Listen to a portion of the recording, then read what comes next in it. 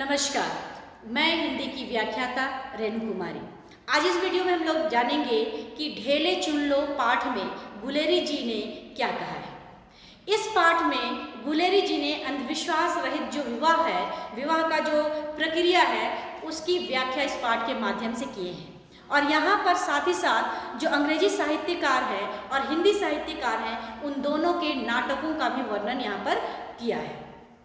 तो सबसे पहले हम लोग जानेंगे कि शेक्सपियर का लिखा हुआ जो नाटक है मर्चेंट ऑफ वेनिस, इसमें जो पोर्शिया स्त्री पात्र है वो अपने वर का चुनाव या अपने दूल्हे का चुनाव बहुत ही अच्छे रीति रिवाज से, अच्छे ढंग से करती है। जबकि भारतेंदु का लिखा हुआ जो नाटक है, और वो नाटक है दुर्लभ बंधु, इसमें जो पुरुषी पात्र है वो अपने वर का चुनाव अंधविश्वास के आधार पर करती है।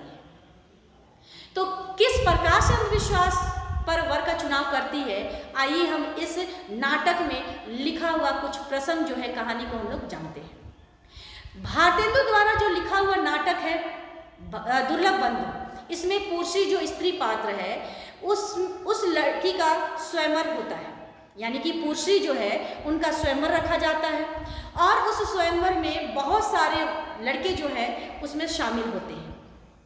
यहाँ पर लड़की के जो पिता रहते हैं वो लड़की के सामने 3 तरह की पेटियों को रखते हैं। और ये 3 तरह की पेटी होती है, एक सोने की होती है, एक चांदी की होती है और एक लोहे से बनी हुई पेटी होती है। और इन्हीं 3 पेटियों में से एक पेटी में लड़की का जो मूर्ति है वो रखा रहता है, प्रतिमूर्ति जो है वो रखा रहता है।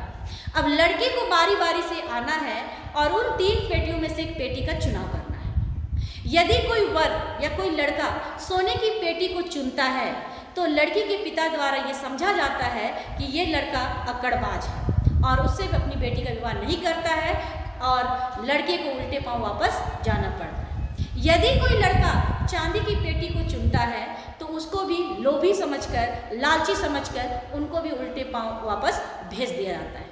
लेकिन यदि कोई लड़का लोहे की बनी हुई पेटी को चुनता है तो उस लड़के को अपनी बेटी का सच्चा प्रेमी समझते हैं और फिर उनसे उनका विवाह कर देते हैं। तो ये एक पेटी तय कर रहा है कि लड़का सच्चा प्रेमी है या नहीं है, उनका व्यवहार कैसा है, उनका चरित्र कैसा है। तो ये प्रसंग जो है वो दुर्लभ बंधु जो लिखा हुआ नाटक है भारतेंदु जी का, उसमें किया हुआ है कि किस प्रकार से पुरुषी जो है अपने पति का चुनाव करती है। अब आगे हम लोग पाठ में बढ़ते हैं। इसमें क्या देखते हैं कि वैदिक काल में किस प्रकार से हिंदुओं में लॉटरी सिस्टम में वधु का चुनाव होता है। क्योंकि जैसा कि आपने चित्र में आप इसमें देख सकते हैं कि लड़की के सामने कुछ ढेले रखे हुए हैं, तो यही ढेला जो है लड़की का भविष्य तय करता है। तो इसमें भी एक छोटी सी कहानी दी हुई है।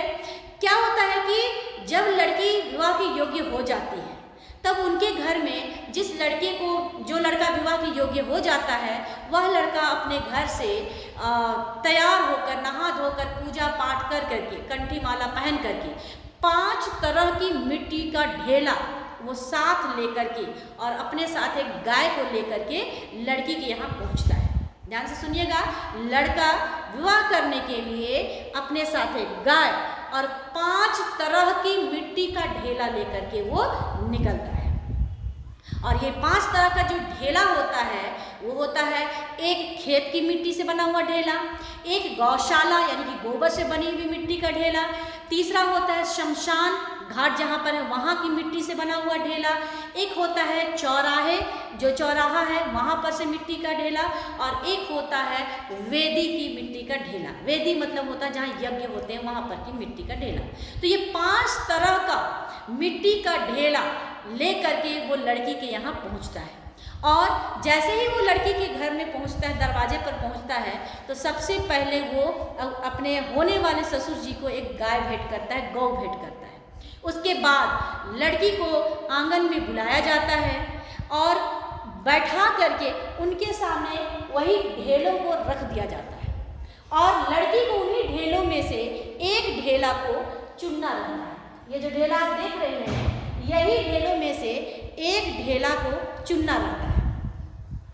यदि लड़की इस ढेले को चुनती है, इस ढेले को यानी कि मान लीजिए खेत के ढेला को चुनती है, तो ये समझा जाता है लड़की के द्वारा कि होने वाला जो उसका पुत्र होगा वो जमींदार होगा, क्योंकि खेत के ढेला की मिट्टी को उनकी जो लड़की है वो चुनती है, तो उसका होने वाला जो पुत्र होगा वो जमींदार होगा। क्या होगा? जमींदार होगा, खेत की मिट्टी को, खेत का ढेला को उठाने से। ठीक है। दूसरा, यदि वो इस मिट्टी को चुनती है, यानी कि गोबर से बना हुआ मिट्टी को चुनती है, गोबर का ढेला को चुनती है, तो ये समझा जाता है उनका जो पुत्र होगा वो पशुओं का धनी होगा, यानी कि उनके पास बहुत सारे पशु होंगे, और ये सभी उनके पुत्र के विषय में बात हो रही है।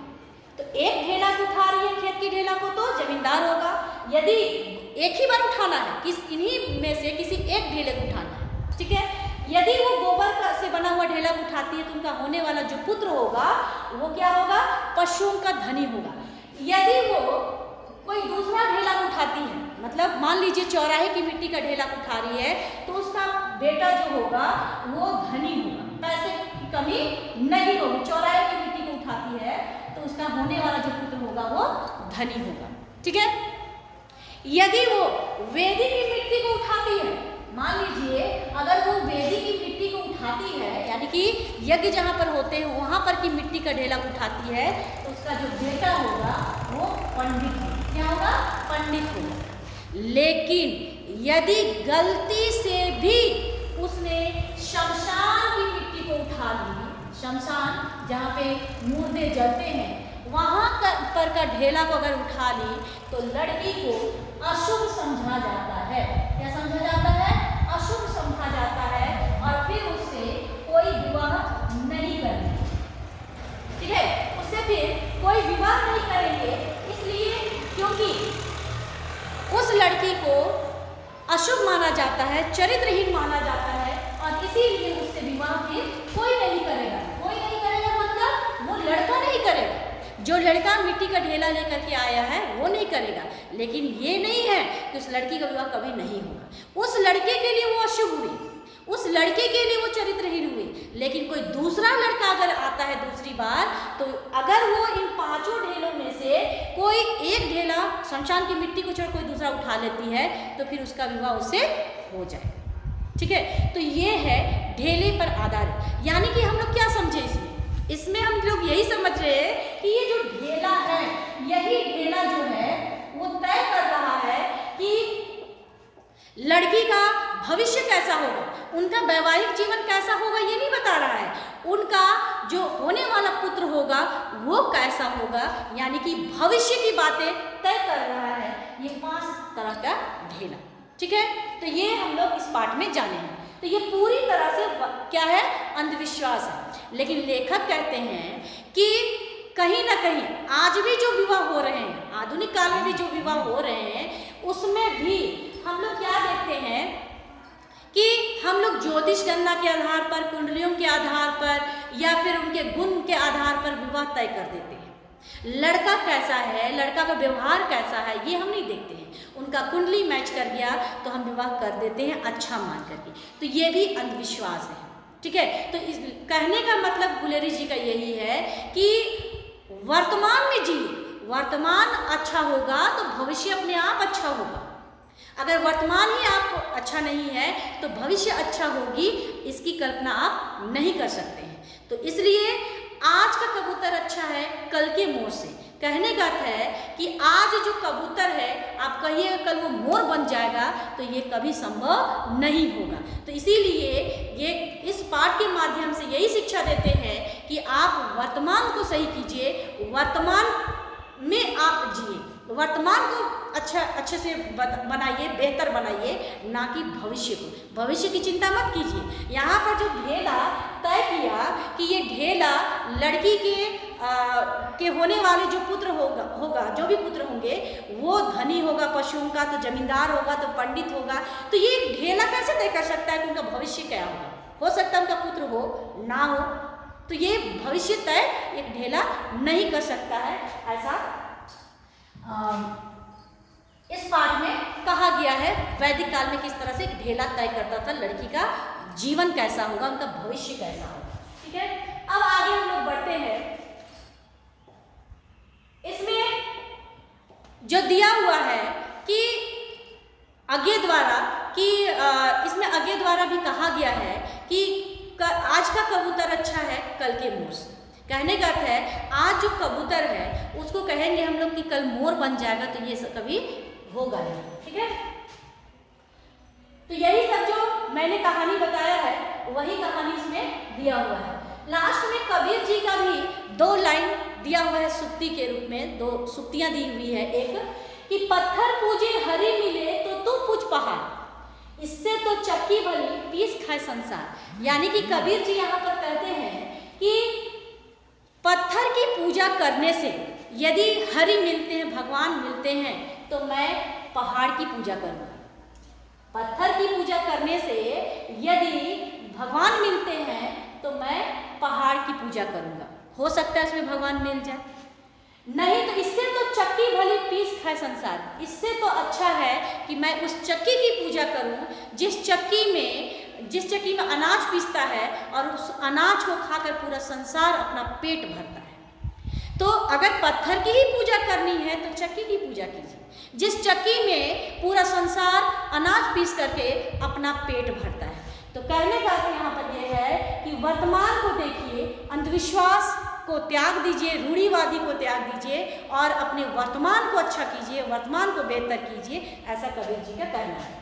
उन्होंने कहा है कि मिट्टी के ढेलों से यदि मनुष्य को उसकी वांछित संतान प्राप्ति हो जाती है तो फिर कहने ही क्या थे। अगर मिट्टी के ढेला से उनके वांछित बच्चे हो जाएंगे, पंडित हो जाएगा, जमींदार हो जाएगा, धनी हो जाएगा, तो उसको पढ़ाने लिखाने की आवश्यकता क्या है? वो तो निर्धारित हो गया कि उनका भविष्य कैसा होगा। ठीक है, तो उनको परिश्रम करने की आवश्यकता नहीं है, ना ही उनको अपने बच्चे की पढ़ाने की आवश्यकता है, क्योंकि इसी को साबित करने के लिए उन्होंने ये 2 लाइन सुक्ति के रूप में कहा है कि पत्थर पूजकर हरि प्राप्त होते हैं तो मैं पहाड़ पूजता, क्योंकि हो सकता है पहाड़ की पूजा करने से भगवान मिल जाए, नहीं तो मैं उस चक्की की पूजा करना उचित समझूंगा जिस चक्की में अनाज पीस करके पूरा संसार जो है वो अपना पेट भरता है। ये कबीर जी का कहना है।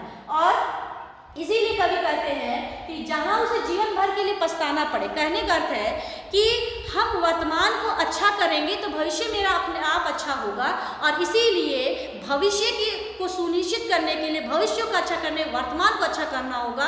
और अगर हम भविष्य को देख करके सपने हम जिएंगे कि मेरा भविष्य अच्छा होगा तो वर्तमान आपका बेकार हो जाएगा और फिर भविष्य भी आपका पूरा खत्म हो जाएगा, चौपट हो जाएगा, तो फिर बाद में आपको पछताना पड़ जाएगा। इसलिए अच्छा है कि आज अपने वर्तमान को आप अच्छा कीजिए। ठीक है, आज के लिए बस इतना ही। अगला जो पाठ है कच्चा चिट्ठा, इस पाठ का फिर हम लोग सारांश या व्याख्या जो भी है वो करेंगे। धन्यवाद।